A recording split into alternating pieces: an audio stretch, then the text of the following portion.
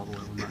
Oh, well, I thought we were terrific offensively. Both teams, started off slow, but I thought the whole game was, there in the fourth where they scored three. We had walked five guys. It was a bad night for us on the mound. But they scored three. They shoot a double down the line, and then we answer with 6 runs, and certainly a big night for us offensively. Several guys with multiple hits, and big night by Braxton Lee, and J.B. Woodman had 3 hits. Of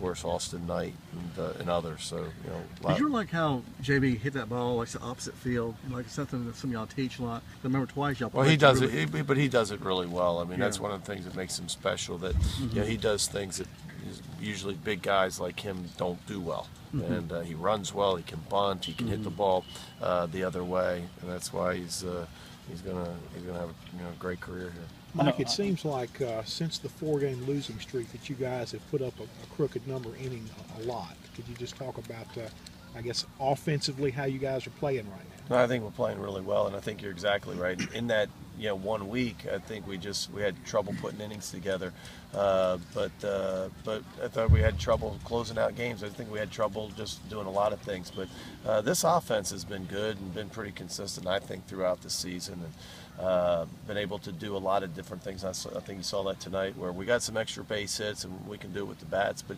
also some stolen bases and some things we can make happen. A hit and run tonight that was big by Austin Knight. So a lot of things happen offensively. No, it wasn't perfect, but Bickle gets part of a couple zeros, like a little props for him right there. Yeah, that was nice, and we needed that. I mean, we're trying so hard, not to use short or laxer, but with Greenwood, not ready to pitch, and last night using Weathersby, we're kind of limited tonight. But after we scored the 6 runs, it gave us a little bit of room.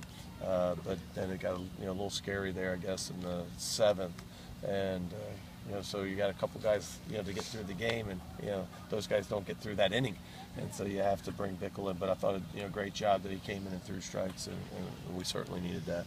That's 6 in a row now. Do you feel good about where you guys are right now? Yeah, I mean, we're playing good baseball, and tonight, we didn't pitch as well as I think, we're capable of, and I think a tough night, for some of the younger guys or some of the guys that don't get out there as much. But overall, I think we're playing really well. When do you think you'll know more about Aaron's situation for the weekend? Probably know. Well, we'll have to make a decision by.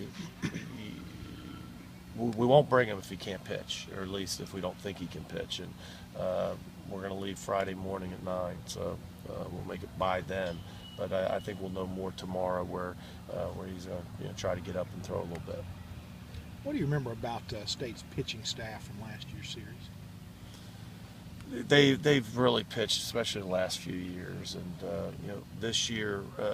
And again, I haven't looked at a ton of stuff, but you hear it and you hear the scores and whatnot. But Lindgren going to the bullpen, and of course Holder's already there, and they've just Butch Thompson's done such a good job with that staff. I thought over the last few years that they just don't give up a lot of runs.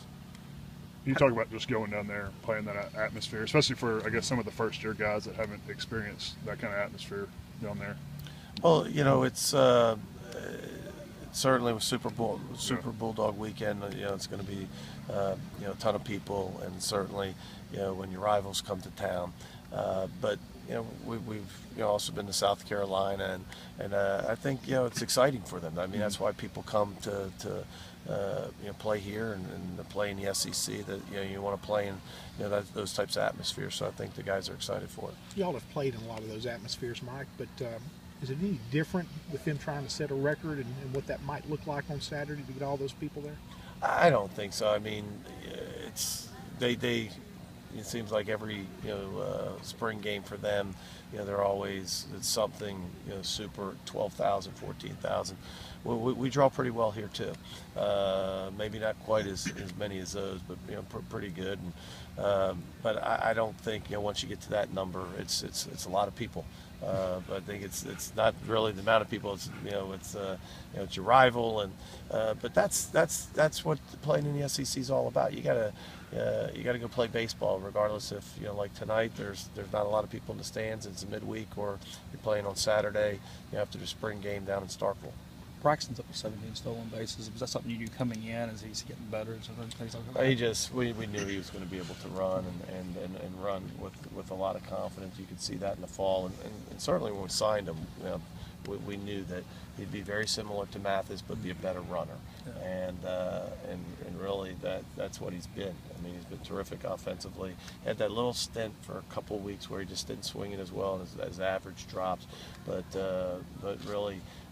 He's been terrific, and on the bases and as a hitter, RBIs tonight. I mean, and defensively, he's really defended well.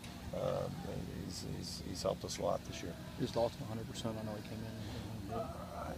Close. I mean, he'll be able to play this weekend. I mean, if he's not 100%, it's close enough to play. We didn't have any reservations about putting him in. It's just with the left-hander pitching, we wanted to get Gatlin some at bats today,